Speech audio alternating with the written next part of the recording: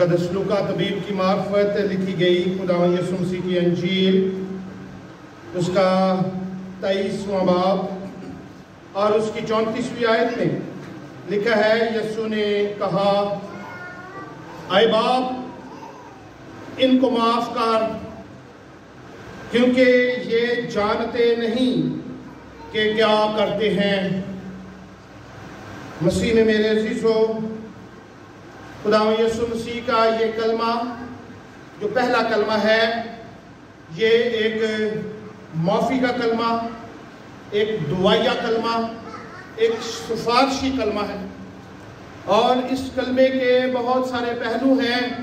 جب خداوند یسوع مسیح نے صلیب پر جب ان کو لٹکایا گیا، مصلوب ہوئے، تو ان کے منہ سے یہ مبارک الفاظ جو نکلے کہ اے باپ ان کو معاف کر، کیونکہ یہ جانتے نہیں کہ کیا کرتے ہیں۔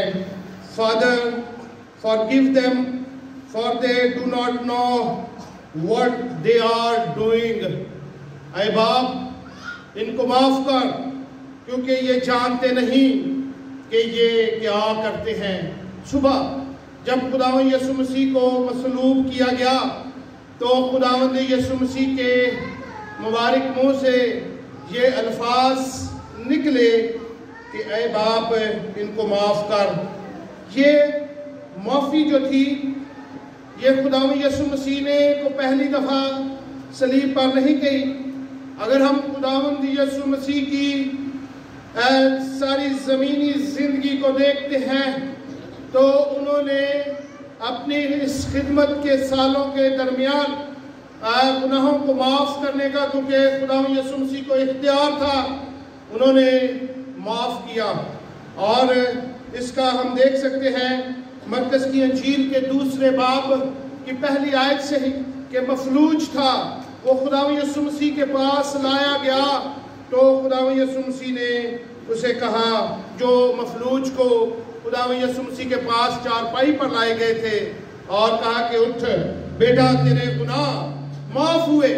گناہوں کی معافی کرنے کا اختیار خداوند یسوع مسیح کے پاس تھا، اور وہ عورت جو گناہوں میں گری ہوئی تھی اور زنا کی حالت میں پکڑی گئی تھی، خداوند یسوع مسیح نے اسے بھی کہا کہ اے بیٹی، آئندہ سے گناہ نہ کرنا، جا سلامت چلی جا۔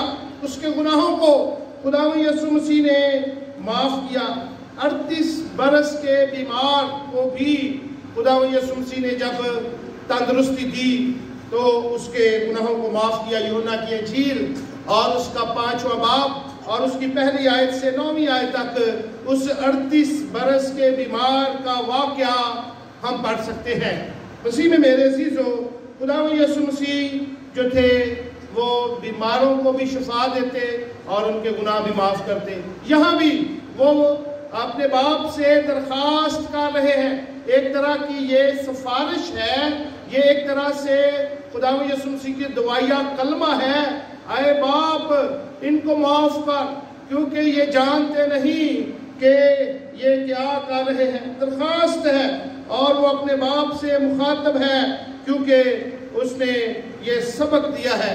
اس درخواست میں ہمیں محبت کی جھلک نظر آتی ہے، محبت کی جھلک کہ خداوند یسوع مسیح نے اپنی تعلیمات میں یہ کہا تھا کہ تو اپنے دشمنوں سے بھی محبت رکھ، اور خداوند یسوع مسیح کو اس وقت جو مصلوب کر رہے تھے، خداوند یسوع مسیح نے ان کے ساتھ اپنی محبت کا اظہار کیا کہ اے باپ یہ نہیں جانتے ہیں، میں ان سے محبت رکھتا ہوں، میں ان کے لیے تیرے حضور میں دعا کرتا ہوں کہ تو ان کو معاف کر، کیونکہ وہ واقعی اس بات کو نہیں جانتے تھے کہ وہ ان سے یہ کیا بات سرزد ہو رہی ہے، کیونکہ یہ کفارے کا عمل اور یہ کفارہ ادا کیا جانا ان لوگوں کے اختیار میں تھا، خداوند یسوع مسیح کے اختیار میں تھا، وہ کفارہ دیا جا رہا تھا، اور اس عمل سے خداوند یسوع مسیح کو گزرنا ضرور تھا، اور وہ اس بات سے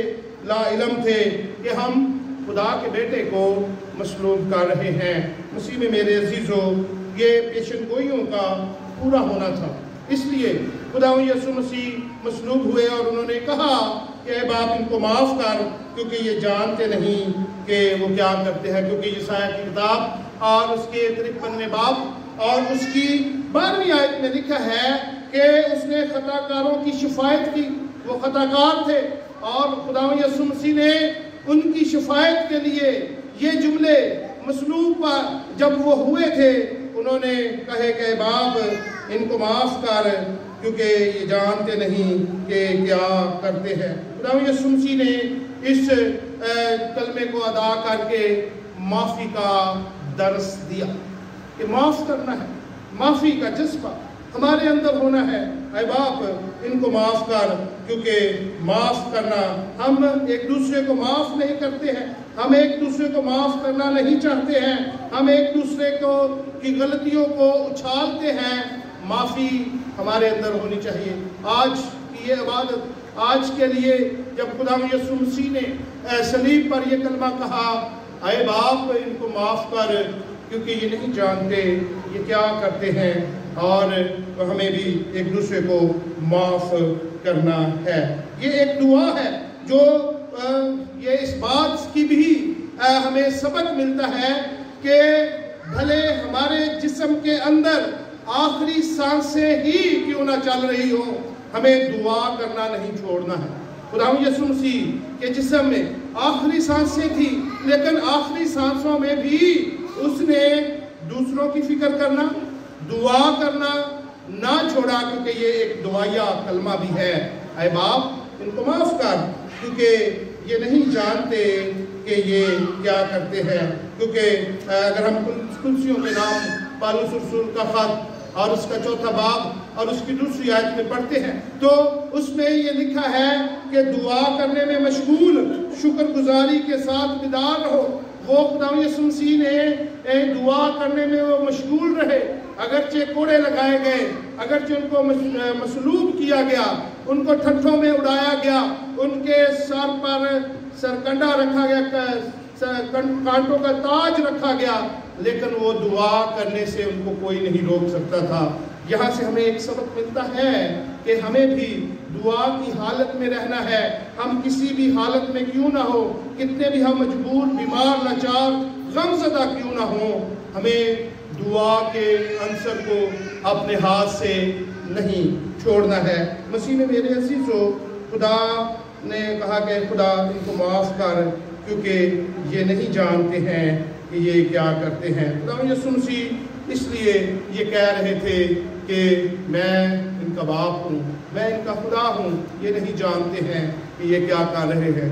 اسی طرح کے الفاظ بائبل مقدس میں ہمیں بائبل مقدس کے پہلے شہید استفنس شہید کی زندگی سے بھی ملتا ہے کہ جب اس کو بھی سنسار کیا جا رہا تھا تو اس نے بھی یہی الفاظ ان لوگوں کے لیے جو ان کو تکلیف دے رہے تھے، سنسار کر رہے تھے، مقدس استفنس شہید نے بھی کہا کہ اے خدا یہ گناہ ان کے ذمہ نہ لگانا۔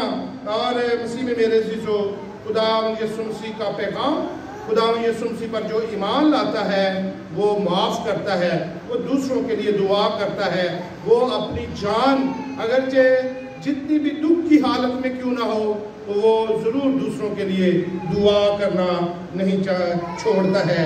مسیح میں میرے عزیزو، آج ہمیں اس کلمے کی بنا پر اپنے لیے اپنی زندگیوں میں یہ سبق کو لینا ہے کہ دوسروں کو معاف کر سکیں۔ خداوند اپنے خدا کے ساتھ ہمیشہ تعلق کی حالت میں رہیں، دعا کی حالت میں رہیں، اور خداوند اس تعلق کی حالت میں رہتے ہوئے بھی ہمیں برکت دے گا۔ اور خداوند یسوع مسیح نے جب پہلا کلمہ کیا اپنی جان کی فکر نہ کی بلکہ دوسروں کے گناہوں کو معاف کرنے کی فکر میں تھا، اور ہمیں دوسروں کی بھی فکر کرنے کی ضرورت ہے۔ اے باپ ان کو معاف کر، کیونکہ یہ نہیں جانتے کہ یہ کیا کرتے ہیں۔ خداوند آپ کو اس زندہ مقدس پاک کلام کے وسیلہ سے بڑی برکت دے، آمین۔